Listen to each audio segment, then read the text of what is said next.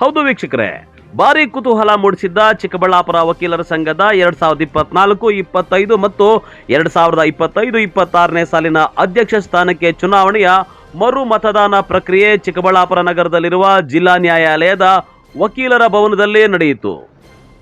November 28ರಂದು ನಡೆದ ಚುನಾವಣೆಯಲ್ಲಿ ಅಧ್ಯಕ್ಷ ಸ್ಥಾನದ ಫಲಿತಾಂಶ ಭಾರಿ ಗದ್ದಲಕ್ಕೆ ಕಾರಣವಾಗಿತ್ತು. ಅಭ್ಯರ್ಥಿಗಳಾದ ತಮ್ಮೇಗೌಡ ಮತ್ತು ಅಭಿಲಾಷ್ ನಡುವೆ ಕೇವಲ 2 ಮತಗಳ ಅಂತರದ ವ್ಯತ್ಯಾಸ ಇತ್ತು.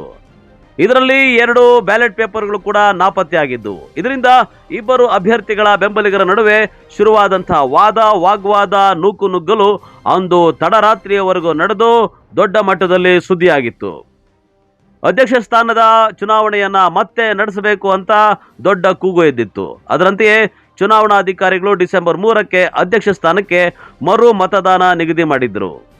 ಅದರಂತೆ ಇಂದು ಮಂಗಳವಾರ ವಕೀಲರ ಸಂಘದ ಅಧ್ಯಕ್ಷ ಸ್ಥಾನಕ್ಕೆ ಮರು ಮತದಾನ ಪ್ರಕ್ರಿಯೆ ಬೆಳಗ್ಗೆಯಿಂದಲೇ ಶಾಂತಿಯುತವಾಗಿ ನಡೆಯಿತು. ಒಟ್ಟು 420 ಮತದಾರರ ಸಂಖ್ಯೆ ಹೊಂದಿದ್ದು, ಅದರಲ್ಲಿ 400 ವಕೀಲರು ಮತದಾನ ಮಾಡಿದ್ದಾರೆ. ಮರು ಮತದಾನದ ಮತಗಳ ಎಣಿಕೆ ಪ್ರಕ್ರಿಯೆ ಕೂಡ ಚುನಾವಣಾ ಅಧಿಕಾರಿಗಳ ನೇತೃತ್ವದಲ್ಲಿ ಶಾಂತಿಯುತವಾಗಿ ನಡೆಯಿತು. ಅಧ್ಯಕ್ಷರ ಸ್ಥಾನದ ಮತ ಎಣಿಕೆಯಲ್ಲಿ ಸ್ವಲ್ಪ ಗೊಂದಲ ಆಗಿರೋದರಿಂದ ಆ ಕಾರಣಕ್ಕೋಸ್ಕರವಾಗಿ 3/12/2024ರಂದು ಮರುಮತದಾನವನ್ನು ಅಧ್ಯಕ್ಷ ಸ್ಥಾನಕ್ಕೆ ಮಾತ್ರ ಏರ್ಪಡಲಾಗಿತ್ತು. ಈ ದಿನ ಬೆಳಗ್ಗೆ 10:30ಯಿಂದ 2 ಗಂಟೆವರೆಗೂ ಮತದಾನ ನಡೆದಿದೆ. ಒಟ್ಟು 420 ಮತದಾರರ ಪೈಕಿ 400 ಜನ ಈ ಸಾರಿ ಮತವನ್ನು ಚಲಾಯಿಸಿದ್ದಾರೆ. 3 ಗಂಟೆಯ ನಂತರ ಮತಗಳ ಎಣಿಕೆಯನ್ನು ಮಾಡಿದ್ದೇವೆ. ಆದರೆ ಸರ್ವೋಚ್ಚ ನ್ಯಾಯಾಲಯದ ಕರ್ನಾಟಕ ಉಚ್ಚ ನ್ಯಾಯಾಲಯದ ಆದೇಶದಂತೆ ನಾವು ಮತ ಎಣಿಕೆ ಮಾಡಿದ್ದೇವೆ. ಆದರೆ ಅದರ ಫಲಿತಾಂಶವನ್ನು ನಾವು ನ್ಯಾಯಾಲಯದ ಆದೇಶಕ್ಕೆ ಬಿಟ್ಟಿದ್ದು, ಫಲಿತಾಂಶವನ್ನು ಯಾವುದೂ ಘೋಷಣೆ ಮಾಡ್ತಾ ಇಲ್ಲ. ಈ ದಿನದ ಎಲ್ಲ ಚುನಾವಣಾ ಪ್ರಕ್ರಿಯೆಗಳು ಶಾಂತಿಯುತವಾಗಿ ನಡೆದಿದೆ.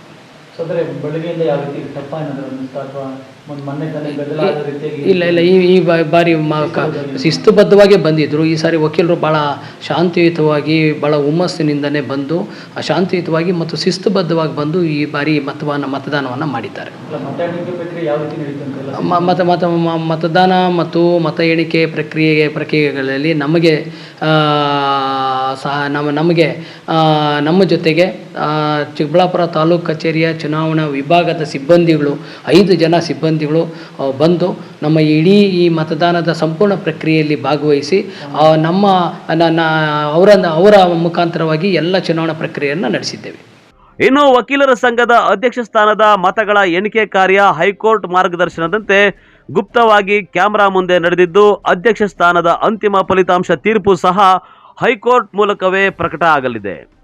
ಈ ವೇಳೆ ಮತದಾನ ಪ್ರಕ್ರಿಯೆಯಲ್ಲಿ ಭಾಗಿಯಾಗಿದ್ದ ಅಭ್ಯರ್ಥಿಗಳ ಮುಂದೆಯೇ ಮತಗಳ ಎಣಿಕೆ ಮಾಡಿ ಯಾವುದೇ ಸಂಶಯಕ್ಕೆ ಎಡೆ ಮಾಡಿಕೊಡದಂತೆ ಬ್ಯಾಲೆಟ್ ಪೇಪರ್ಗಳನ್ನು ಸೀಲ್ ಮಾಡಿರುವ ಚುನಾವಣಾ ಅಧಿಕಾರಿಗಳು ಹೈಕೋರ್ಟ್ಗೆ ಸಲ್ಲಿಸಿದ್ದು, ಅಧಿಕೃತ ಫಲಿತಾಂಶ ಒಂದೇ ಬಾಕಿ ಇದೆ. ಅಭ್ಯರ್ಥಿಗಳು ಕೂಡ ಗೆಲ್ಲುವ ವಿಶ್ವಾಸ ವ್ಯಕ್ತಪಡಿಸಿದ್ದಾರೆ.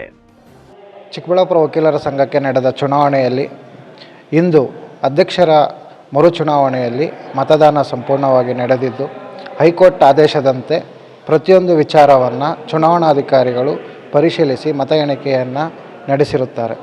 ಈ ಫಲಿತಾಂಶವನ್ನು ಹೈಕೋರ್ಟ್ ನ್ಯಾಯಾಲಯವು ಯಾವ ಒಂದು ವಿಧವಾದ ಆದೇಶವನ್ನು ನೀಡುತ್ತದೋ ಅದಕ್ಕೆ ನಾವು ವಕೀಲರ ಸಂಘದ ಎಲ್ಲ ಸದಸ್ಯರು ಬದ್ಧರಾಗಿರುತ್ತೇವೆ. ಮುಂದಿನ ದಿನಗಳಲ್ಲಿ ಬರುವಂತಹ ತೀರ್ಪು ನನ್ನ ಕಡೆ ಬರಲಿದೆ ಎಂಬ ಒಂದು ವಿಶ್ವಾಸದಲ್ಲಿ ಆಶಿಸುತ್ತಾ ನಿರೀಕ್ಷಿಸುತ್ತೇನೆ.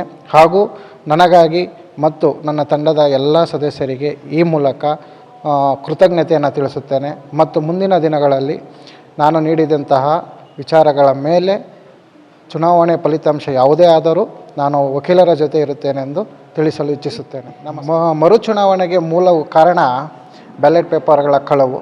ಈ ವಿಚಾರವಾಗಿ ಕಳೆದ ಬಾರಿ 2 ಮತಗಳಿಂದ ನಾನು ಸೋಲನ್ನು ಕಂಡಿದ್ದೆ. ಆದರೆ ಆ 2 ಬ್ಯಾಲೆಟ್ ಪೇಪರ್ಗಳು ಕಳೆದ ವಿಚಾರವಾಗಿ ಮರು ಚುನಾವಣೆಯನ್ನು ಘೋಷಣೆ ಮಾಡಿದರು. ಈ ಸಂದರ್ಭದಲ್ಲಿ ನಾವು ಹೈಕೋರ್ಟ್ ನ್ಯಾಯಾಲಯದ ಮೆಟ್ಲೇರಿದಂಥ ಸಂದರ್ಭದಲ್ಲಿ ನ್ಯಾಯಾಲಯವು ಚುನಾವಣೆ ನಡೆಸಲು ಇಂದು ಆದೇಶಿಸಿತ್ತು. ಅದರಂತೆ ಚುನಾವಣೆ ನಡೆದಿದೆ. ಆದರೆ ಫಲಿತಾಂಶ ಯಾವುದೂ ನಿರೀಕ್ಷಿಸಲಿಲ್ಲ. ಕಾರಣ ನ್ಯಾಯಾಲಯದ ಆದೇಶದಂತೆ ದಿನಾಂಕ 5/12/2024 ದಿನಾಂಕದಂದು ಮಾನ್ಯ ಉಚ್ಚ ನ್ಯಾಯಾಲಯದಲ್ಲೇ ತೀರ್ಪನ್ನು ಪ್ರಕಟಿಸಲಾಗುತ್ತದೆ. ಹಾಗಾಗಿ ನಾನು ಗೆಲ್ಲುವೆನೆಂಬ ಒಂದು ವಿಶ್ವಾಸದಲ್ಲಿ ಮುಂದಿನ ದಿನಗಳಿಗೆ ಕಾಯುತ್ತಾ ನಿರೀಕ್ಷಿಸುತ್ತೇನೆ. ಖಂಡಿತ ಮತದಾರರ ಮತ್ತು ನನ್ನ ವಕೀಲ ಸಹೋದರ ಮತ್ತು ಸಹೋದರಿ ಮತ್ತು ಹಿರಿಯ ವಕೀಲರ ಆಶೀರ್ವಾದ ನನ್ನ ಮೇಲೆ ಖಂಡಿತ ಇದೆ ಎಂದು ಭಾವಿಸುತ್ತೇನೆ. ಆ ವಿಚಾರವಾಗಿ ನನಗೆ ಸಂಪೂರ್ಣ ನಂಬಿಕೆ ಇದೆ. Thank you. ಈ ವೇಳೆ ವಕೀಲರ ಸಂಘದ ಅಧ್ಯಕ್ಷ ಸ್ಥಾನದ ಮರು ಮತದಾನದ ವೇಳೆಯಲ್ಲಿ ಯಾವುದೇ ಅಹಿತಕರ ಘಟನೆಗಳು ನಡೆಯದಂತೆ ಇಬ್ಬರು ಸಬ್ ಇನ್ಸ್ಪೆಕ್ಟರ್ಗಳ ನೇತೃತ್ವದಲ್ಲಿ ಪೊಲೀಸ್ ಸಿಬ್ಬಂದಿಗಳನ್ನು ಆಯೋಜನೆ ಮಾಡಲಾಗಿತ್ತು. ಕ್ಯಾಮರಾಮನ್ ಪ್ರವೀಣ್ ಜೊತೆ ಕಳವಾರ ಅರುಣ್, MMTV ನ್ಯೂಸ್, ಚಿಕ್ಕಬಳ್ಳಾಪುರ.